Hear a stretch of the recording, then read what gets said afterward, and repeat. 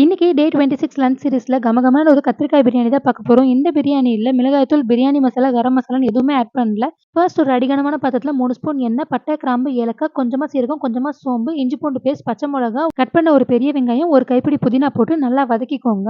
இப்ப அதுல 1 ஸ்பூன் மிளகுத்தூள், 1 பிஞ்ச் கடுகுத்தூள், 1/2 ஸ்பூன் சோம்புத்தூள், தேவையான அளவு உப்பு போட்டு நல்லா ஊற வச்ச 5 முந்திரியும் அரைச்சு இது கூட ஆட் பண்ணி நல்லா கலந்து விட்டுக்கிறேன். இப்ப இதுல கட் பண்ணி வச்சிருக்க கத்திரிக்காய் போட்டு வதக்கிக்கோங்க. கத்திரிக்காவ ரொம்ப வதக்க வேண்டாம். சீக்கிரமா உடைஞ்சிரும்.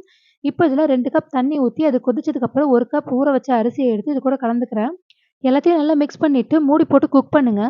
தண்ணிலாம் சுண்டி அரிசி ஒரு 80% வெந்ததுக்கு அப்புறமா அடி பிடிக்காம நல்லா கிளறி விட்டுக்கோங்க. இப்ப நம்ம இத தம்ல வச்சுக்கலாம். ஒரு தோசைக்கல்ல அடுப்புல வச்சு மேல இந்த பிரியாணி பாத்திரத்த வச்சு கொஞ்சமா நெய் ஆட் பண்ணி நல்லா ஸ்ப்ரெட் பண்ணி விட்டுக்கோங்க.